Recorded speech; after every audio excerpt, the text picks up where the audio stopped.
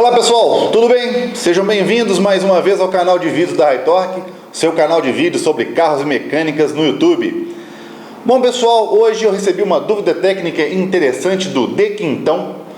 Ele está com vontade de desenvolver até o próprio medidor de consumo, uma espécie de computador de bordo que pudesse informar o consumo do seu carro, já que ele tem um Prisma 1.4 2008 que não conta com esse componente. De repente, se ele desenvolvesse esse computador de bordo, poderia ser colocado aí no mercado para que outras pessoas pudessem acompanhar o consumo instantâneo dos seus carros. Interessante. Bom, o De Quintão começa, antes de colocar a sua dúvida, ele já elogia os nossos posts, os nossos vídeos. Ele agradece pelo tempo que a gente dedica a gravação desses vídeos. Desejo um feliz 2012. Também desejo para você, meu amigo. E vamos então à dúvida do De Quintão. Ele tem o Prisma, como eu já disse. Esse carro não tem computador de bordo e ele tem um scanner alternativo para a linha Opel. E apesar de não ter os parâmetros específicos do motor do Prisma, consegue ler a maioria dos dados usando parâmetros de um outro motor. Ou seja, entrando no visual gráfico de outro motor, ele consegue ter uma noção de como está o funcionamento do carro dele, usando aqueles scanners que tem na internet, que as pessoas podem comprar os conectores e os programas para poder rastrear o carro. Legal. Bom, ele observou os dados, especificamente o tempo de injeção, e ele começou a idealizar um sistema para monitorar o consumo de combustível instantâneo usando o tempo de injeção. Ele gostaria de saber se a pressão na linha de combustível é constante, se existe algum regulador de pressão na linha de combustível ou é a própria bomba que faz isso, e se finalmente sobre os bicos injetores, como conseguir a informação da vazão dos bicos em função de pressão, tempo de injeção, uma tabela específica com esses valores. E esse medidor que ele está idealizando, se funcionar na prática, será capaz de medir o consumo instantâneo, a vazão do combustível em função da velocidade, para qualquer carro com uma simples alteração na informação dos parâmetros dos bicos injetores e do sensor de velocidade. Ok, então a coisa é um pouquinho mais complexa, tá? Não leva somente em consideração o tempo de injeção. Leva-se outros fatores, como temperatura do motor, ângulo de borboleta, a massa de ar admitida e uma outra série de outras coisas que os computadores que medem consumo instantâneo têm, como original. Esse tipo de ideia que você tem é válido, vale a pena você trabalhar em cima disso, sobre as tabelas com vazões de cada bico. Isso nós não temos acesso, isso são dados trancados a 7 chaves pelos fabricantes, projetores, das pessoas que projetam os bicos injetores. Mas eu gostaria de usar essa sua pergunta para falar um pouquinho sobre esse sistema. Você perguntou se a pressão é fixa ou se existe algum regulador de pressão. Vamos lá. Em 1989, se não me engano, 88, 89, por aí, chegou ao nosso mercado o Gol GTI, que foi o primeiro carro equipado com injeção eletrônica. Depois dele veio o Monza EF500, veio o Uno 1.6R, veio o Escort XR3 com injeção eletrônica, e todos eles tinham uma coisa em comum: a injeção eletrônica fornecida pela Bosch e a famosa injeção LE Getronic, ou seja, é a primeira injeção a equipar os carros nacionais, e ela é conhecida como injeção burra porque ela usava o sistema analógico, ela ainda não era uma injeção digital. Ela é tão arcaica que até o sistema de ignição era controlado por um módulo extra, ou seja, além daquele módulo de injeção, a centralina de injeção conhecida no nosso mercado, a central, aquele computador que gerencia o motor, também tinha uma outra central conhecida como EZK, que fazia a parte de controle de ignição. Hoje, esses componentes evoluíram e tudo hoje faz parte de um conjunto só. Eu vou chegar nisso daqui a pouco. Então vamos lá. Já que essas centrais eram analógicas, elas não tinham capacidade de processamento e gerenciamento de vários pontos do motor, né? Você tinha então a alimentação do veículo feita da seguinte maneira: você tinha uma linha de combustível que saía do tanque pela bomba de combustível, passava pelo filtro e chegava no tubo distribuidor. O que é o tubo distribuidor?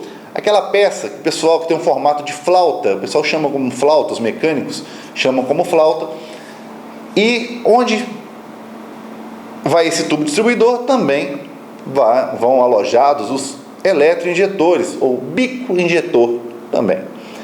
Os bicos injetores ficam ali no tubo distribuidor, eles recebiam o combustível pressurizado que vinha da bomba de combustível e o excedente, né? Depois que enchia aquela flauta, você tinha esse tipo de peça anexado no tubo distribuidor. Isso até carros de 2002 ainda existiam. Santana, por exemplo, existia ainda o regulador de pressão.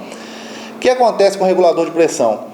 Ele tem essa saídazinha aqui de vácuo, né, uma tomadinha de vácuo que era ligado no coletor de admissão.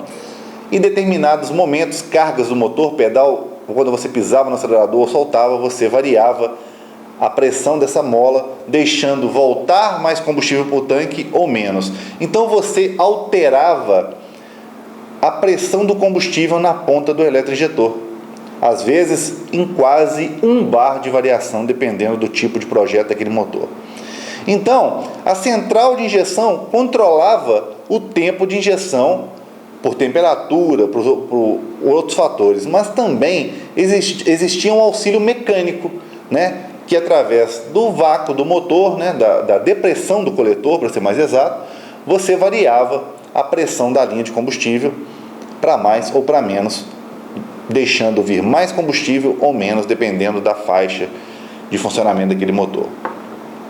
Ok, os motores evoluíram, as centrais de injeção evoluíram. Aqui na minha mão está uma das centrais que eu admiro muito, fornecido pela Hitachi, que é a injeção que equipa os Maréias 1.8 16 válvulas.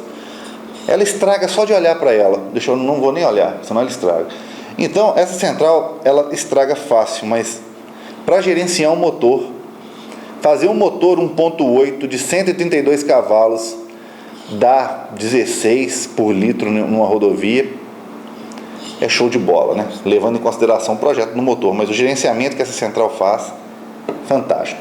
Hoje, além desse componente gerenciar a parte de injeção, gerencia também a parte de ignição e muitos outros componentes, né, que antes não existiam, como atuadores, né, como variador de fase, coletores variáveis ou coletores modulares, né?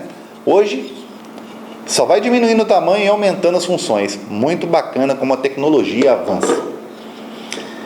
Então, hoje, com o avanço da tecnologia, as centrais de injeção trabalhando com mais velocidade, com melhor processamento das informações, você não tem mais o regulador de pressão lá no tubo distribuidor. Você só tem um regulador de pressão lá dentro do tanque, junto à bomba, para manter uma pressão fixa, constante na linha de combustível. Ou seja, a bomba sempre vai mandar mais do que o sistema necessita.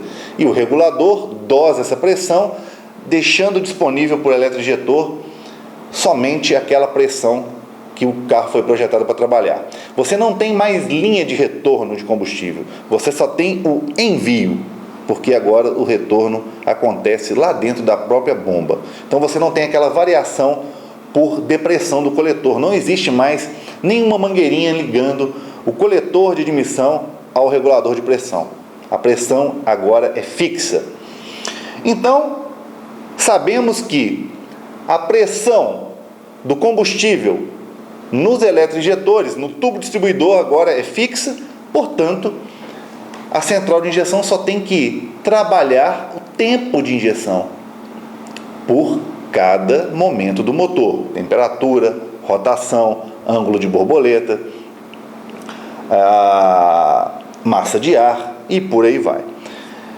Não é tão simples desenvolver um computador desse tipo, mas quem tem experiência no assunto pode desenvolver. Tendo em mãos os valores necessários para lançar no sistema, né? Você tem que ter os valores exatos. Eu acho que não vai ter nenhum problema com relação a desenvolver esse computador de bordo.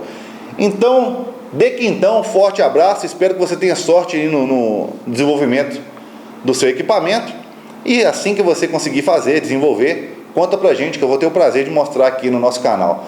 Forte abraço, para quem gostou dos vídeos, clique em gostei, favoritem o nosso canal, faça a sua inscrição e fique sabendo assim que sair um vídeo novo no ar aí, ok? Até mais!